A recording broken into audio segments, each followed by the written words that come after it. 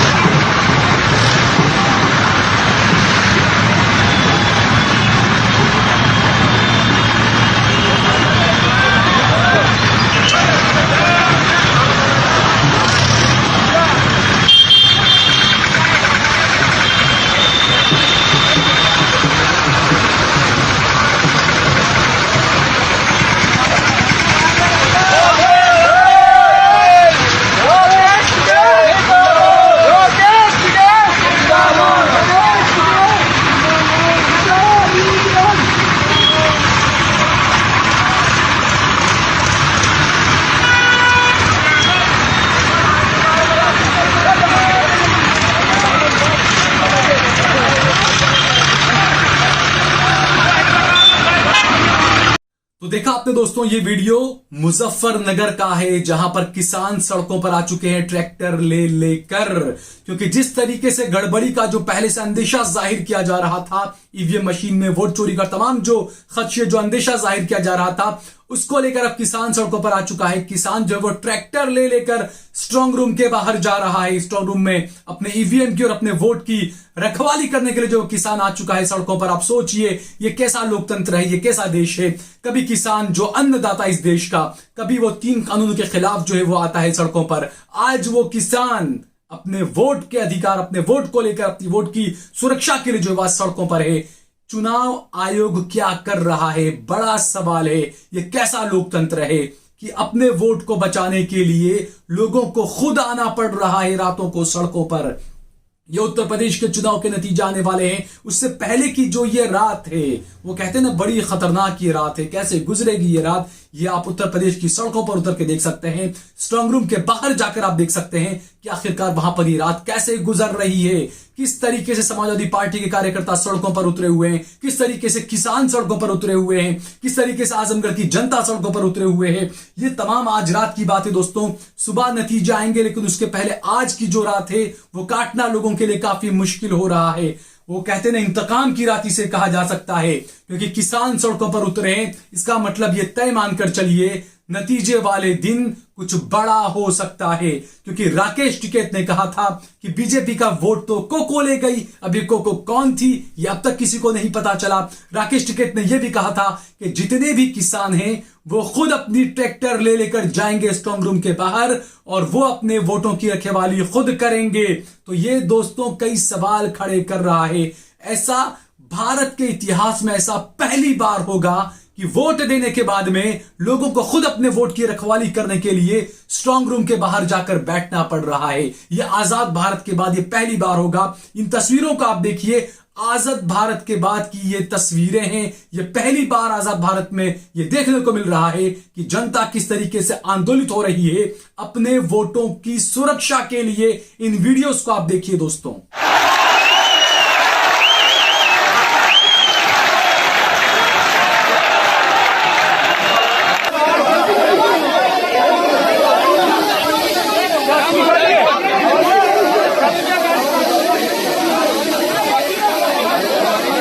दोस्तों, नतीजे चाहे जो आए, लेकिन उसके पहले की जो रात और जो घटनाएं हुई इन 2 दिनों के अंदर एग्जिट पोल के बाद, वो कई सवाल खड़े कर रही है ये घटनाएं। हालांकि कई जगहों पर स्ट्रांग रूम के बाहर समाजवादी पार्टी के कार्यकर्ताओं ने जश्न मनाना शुरू कर दिया है। समाजवादी पार्टी के कार्यकर्ताओं का कहना है कि एग्जिट पोल बिल्कुल गलत थे, नतीजे समाजवादी पार्टी के पक्ष में आने वाले हैं और इसीलिए जो है वो ये ईवीएम और बैलेट पेपर का खेल जो है वो समाजवादी पार्टी के खिलाफ जो है वो सत्ता पक्ष की तरफ से किया जा रहा है। ये समाजवादी पार्टी की तरफ से आरोप लगाए जा रहे हैं और इसीलिए जो है वो जश्न मनाया जा रहा है अलग अलग स्ट्रांग रूम्स के बाहर, क्योंकि समाजवादी पार्टी कार्यकर्ताओं का यह मानना है कि समाजवादी पार्टी की सरकार बन रही है और बीजेपी बौखला चुकी है, योगी बौखला चुके हैं, मोदी और शाह बौखला चुके हैं। इस वजह से ये फर्जी जो ईवीएम वगैरह हैं, बैलेट पेपर वगैरह हैं, ये इसीलिए पकड़े जा रहे हैं। ये समाजवादी पार्टी के कार्यकर्ताओं का मानना है और इसीलिए न सिर्फ स्ट्रांग रूम के बाहर जश्न मनाए जा रहे हैं, बल्कि उत्तर प्रदेश में कई जगहों पर अखिलेश को मुख्यमंत्री बनने पर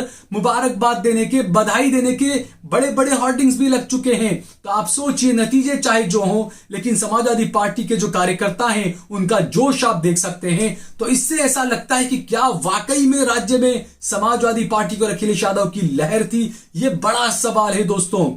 दूसरी बात ये कि जिस तरीके से अगर मान लीजिए जो एग्जिट पोल हुए थे, एग्जिट पोल में जो दिखाया गया अगर नतीजे भी वही रहे, तो आखिर बीजेपी क्या करेगी अब? क्योंकि समाजवादी पार्टी किसी भी हालत में छोड़ देने के मूड में नहीं है दोस्तों।